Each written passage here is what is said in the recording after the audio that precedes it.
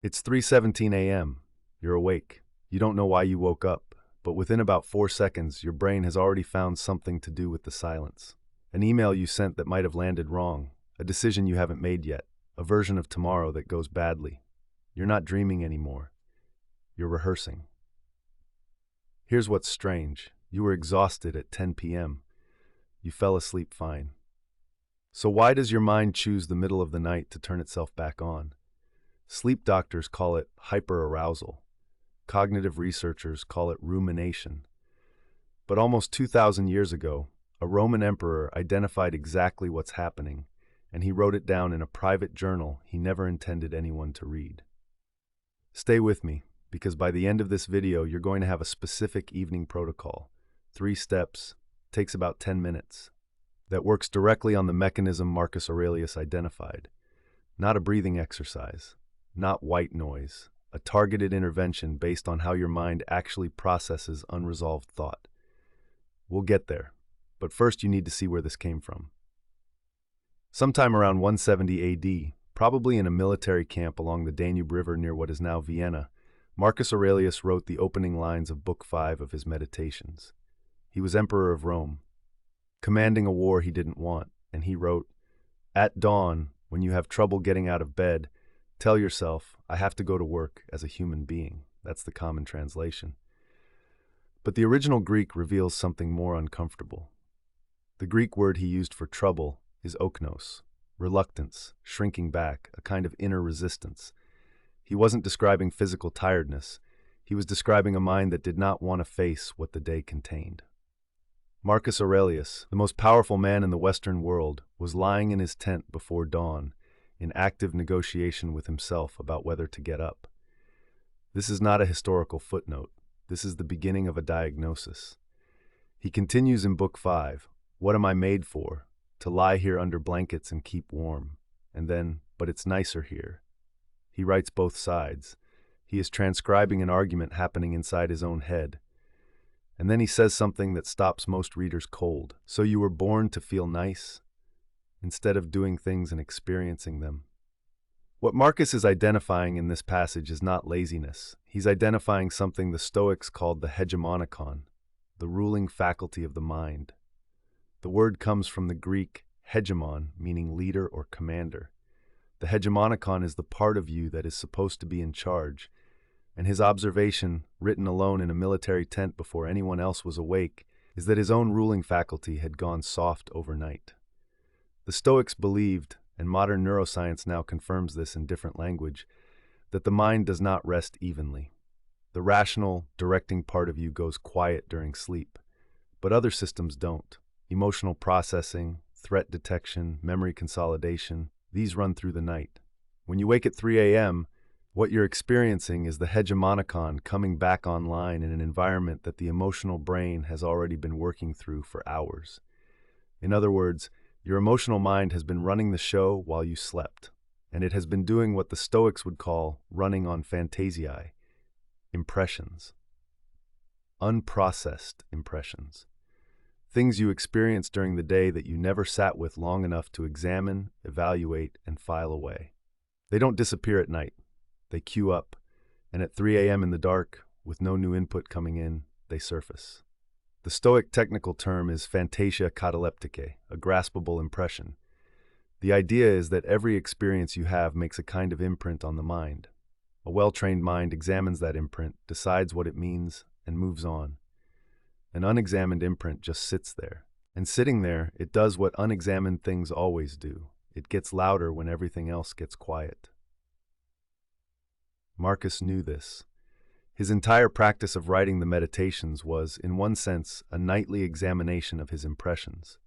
He was processing them deliberately so they wouldn't process him while he slept. Scholars who have studied the Meditations closely, including Gregory Hayes, whose translation is considered definitive, note that many passages read like a man clearing a mental queue, not performing philosophy, doing maintenance. Here's something that changes how you read the Meditations entirely. He never published it. It was found after his death in 180 AD. There is no audience, no one he was trying to impress or teach. This was a man using writing as a tool to govern his own mind before sleep. And the fact that it became one of the most influential philosophical texts in history is almost accidental. What he was really doing was debugging his hegemonicon. Now we're at the halfway point, and here's the question that should be sitting with you right now. If Marcus Aurelius, with every resource in the Roman Empire available to him, still needed a deliberate nightly practice to keep his mind from turning against him in the dark, what does that tell you about what you're doing in the hour before you sleep? Most people's pre-sleep routine looks like this. Scroll through a feed that delivers a dozen unresolved emotional events in 4 minutes. Put the phone down. Lie in the dark. Wonder why the mind won't stop. What you've done is load fresh impressions, new things to process, directly into a system that's about to lose its executive function for 8 hours. The queue gets longer, not shorter. Here's why this matters tonight, in your life, right now. The Stoic insight isn't put your phone down. That's obvious, and it doesn't work by itself. The Stoic insight is that your mind needs a specific kind of processing before sleep. Not relaxation, not distraction, not even meditation in the usual sense. It needs what Marcus was doing in that tent. Deliberate examination of the day's impressions before your hegemonicon goes offline. Here's the first concrete scenario. You had a difficult conversation at work today. Maybe a meeting that felt tense, or something you said that landed badly. You didn't have time to process it. So tonight at 2 a.m., your brain plays it back. Without the protocol, you lie there rerunning it, generating new anxiety with no resolution. With the protocol, you processed it at 9 p.m., made a decision about it, and it doesn't need to resurface. Here's the second scenario. You have a big decision pending. Something you can't act on tonight. A job offer, a relationship choice, a financial decision. Your brain keeps returning to it because it's unresolved. The mind treats open loops like unfinished tasks. The protocol gives you a specific way to close the loop for the night, not by solving it, but by deciding deliberately to revisit it at a specific time tomorrow. That act of deciding is enough to quiet the system. Now the protocol. 3 steps. Total time, 8 to 12 minutes. Do this on paper, not on a screen. Step 1. Spend 3 minutes writing every significant thing that happened today that still has any emotional charge. Don't analyze yet. Just list the meeting, the message you got, the thing you didn't finish. Get it out of your head and onto the page. You are externalizing the cue. Step 2. For each item on your list, write one sentence that completes this phrase. This is within my control. Or this is outside my control. That's it. You're not solving the problem. You're doing what Marcus did, running each impression through the Stoic filter of dichotomy of control. An unexamined worry expands in the dark. A categorized worry has a boundary. The mind can release what it knows has a container. Step 3. Write one sentence about tomorrow. Not a to-do list, not a plan. One sentence that begins, "Tomorrow I will give my attention to." This is borrowed directly from Marcus's practice. He frequently began his meditations entries with a statement of intention, what kind of person he would try to be, what difficulty he would accept. It's an act of pre-commitment. The mind that has already decided where it's going doesn't need to rehearse the decision at 3 a.m. The psychology behind why this works is well documented outside of Stoicism too. Psychologist Borkowicz's research on worry shows that scheduling worry, giving it a designated time and container, reduces intrusive thought at night. Bluma-Zygarnik's effect shows the mind persists on incomplete tasks and releases completed ones. What Marcus Aurelius designed intuitively is now supported by a century of cognitive research. He was closing loops. You can too. What makes this stoic, rather than just journaling, is the specific lens, the division of control, and the return to the hegemonicon, your ruling faculty, as the thing you're trying to maintain. You're not venting. You're not processing emotions for catharsis. You are doing what Marcus did in that tent by the Danube, ensuring that the rational, governing part of you has processed the day before the emotional brain takes over for the night. Marcus Aurelius ran an empire, commanded armies, lost children, navigated political betrayal, and fought a plague that killed millions of his people.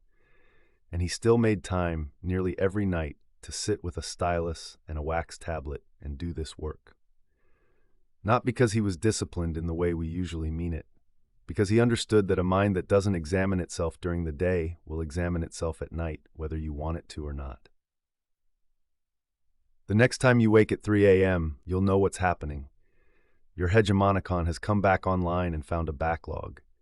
The impressions you didn't examine during the day are waiting. That is not a malfunction. That is your mind doing its job. The question is whether you want to do that work in the dark at 3 a.m. or at your desk at 9 p.m. with a pen in 10 minutes and the lights on. Here's your closing prompt for tonight. Sit down before sleep, not in bed, at a table, and write this at the top of a page. What happened today that I haven't finished thinking about? Give yourself 5 minutes. Don't perform, don't polish, just answer honestly. Then do steps 2 and 3. That's your version of what Marcus was doing in 170 AD before dawn in a tent on the edge of the empire. The problem hasn't changed. Neither has the solution. If this video gave you something useful, the next one you should watch is on Marcus Aurelius's practice of memento mori, how deliberately thinking about death before sleep, which sounds counterintuitive, is one of the most effective ways the Stoics found to stop the trivial from dominating the mind. It's linked at the end screen. The Stoics weren't trying to feel better, they were trying to see clearly. There's a difference, and it changes everything.